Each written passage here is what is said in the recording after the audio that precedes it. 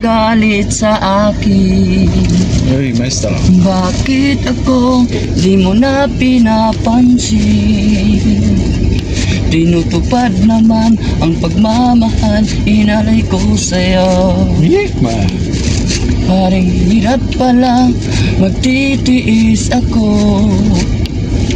Tinutupad naman ang alay kong pagmamahal ko sa'yo. Bakit ang ganda mo, ika'y balat kayo? Ako pa rin lagi ang namamlansya. Namamlansya? May siya? Siya po? pa rin ang siya pa rin nagmahal sa akin. Pero wala na, iba pa lang siya nagmahal. Pero iniwanan niya ako nang walang paalam. Okay naman sa akin yan. It hurts. Huwag ka na magtakawamos. Bakit? Basta. Magagalit si Mike. Magandang lalaki ka naman. Bakit ka niwanan? Hindi ko alam sa kanila. Gagalit yung mga Katrina. Pinunta mo na, wala man ang tao doon. Walang tao pero may tae.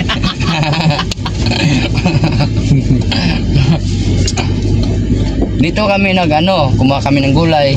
Kasi doon na pa ako nakatira sa Imamaling. Yung may asawa pa ako.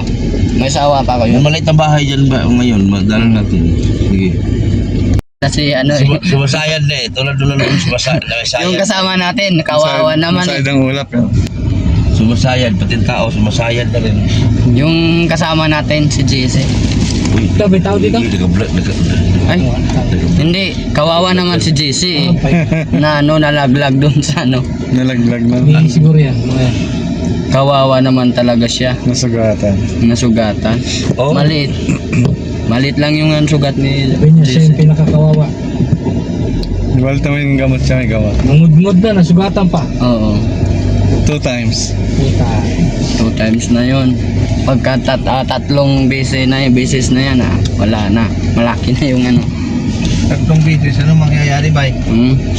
Hindi ko alam. Kasi doon, 10 tao sa butas na yun. Oo. Oo, ang laki nun din, ha? Tabunan. Tabunan mo na ba yan? Sumipat-sipat ng mata ni nanay eh. Sabi, sisira Pag yung paloko-loko ka dito, hindi ka na makakalabas ng buhay. Ano? Hindi Doon, na. pag doon na, wala na.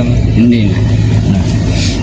Nahirap ka Kapag dito, kapag sabihin mo tapang ako, hindi ka na makalabas sa bayan. Dito pa lang, daming paglilibingan sa'yo dito. Eh. Oo. Maraming rebelde dito. Pero wala na. Mababait na sila. Ang babait Kampo na naman sila. yan. May kampo. May Mike. May kampo ni Mike. Ibig sabihin doon yung niya sa baba. Sa malayo-layo pa. Malayo. Hindi, nandiyan sa taas, no? Sa itaas hindi ako dito. May anak ka ba, Bay? Isa. Kamukha mo siguro yung anak mo. Hindi. Kamukha ng asawa ko. Gwapo yung asawa ko. Yun o, malit na bahay sa taas, yun o. Yun o. Yun o. Yun. Yung pamakabayan, yung puno ng durian. Yan, grabe yung laki oh. Ito yung ginagawa nilang walis tambo mga babayan. Yung pinakabunga niya. Yan. So, papunta kami nag-scout kami na matutulungan ng team Dali Frankie. Yan po, durian oh, laki. Ito naman yung marang. Wow. May falls mga babayan. Nandito kami sa kabundukan. Parting Mindanao, lalaki ng bato oh. Yan oh. Sira-sira na, mahal pa naman yan, no? So, ito. Nakaiba ito mga babayan. So, andito ang buong team, Daddy Frankie. Isa, ito pala sa Mindanao mga babayan. Yan. Yung mga kasama ko, naligaw na ang ganda. Naligaw na ako. Yeah. Yan. Grabe ang mga kababayan natin dito. Sa liblib talaga. Yan. Wala na ako. Yun know? May kawayan din pala dito. Ito yung puno ng rubber tree. Dami oh. Wow, amazing. Ang sarap mo buhay dito mga babayan, no? Wow. Ningal na. Meron din pala sila makahiya dito sa Mindanao, oh? Yung rubber tree, wow. Yung pako. Dami dito, kayamanan ng Mindanao. So meron daw ditong ano, matandang kakaiba. Nasaan na sila? Yung saging, oh. So ganito muna ang ating vlog. Ito ang ating adventure dito sa Mindanao. So yan, dahil kamote dito mga babae, no? Grabe dito. Tapos yung rubber tree, saging, daming yaman dito, yamang gubat, durian, nyog. Yun, dito tayo. Sarap mabuhay dito mga babayan. Dito pala sa kagubatan, mabubuhay ka na mga babayan.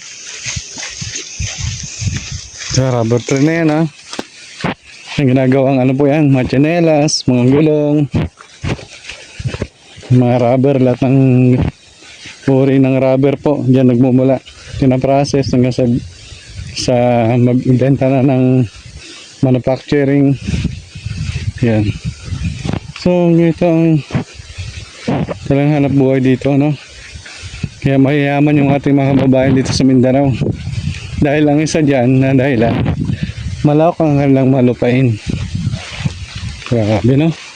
Tapos kakaiba dito mga babayan, itong mga kawayan, napakalalaki, ang haba. Dadaan na naman tayo. Yan si Kuya ano, kaya butete nandun sa unahan. Dadaan na naman tayo dito sa falls. Yan, oh. Ganda. Wow. What? Ganda. So, sarap mag-adventure. Kita naman kami ng bundok. Pabalik. Sila Daddy Frankie po nandun sa taas. So, sinorby lang namin to. Kaso walang tao, mga babayan. Yung ano, ginagawang walis sambo. Tapos yung product nila dito, yung karamihan yung saging na kulay dilaw pag nahinog, no? Tundal ba tawag doon? Ito yung ginagawang walis tambo. Yan, pag namulaklak na yan, yung bulaklak niya ginagawang walis tambo, no?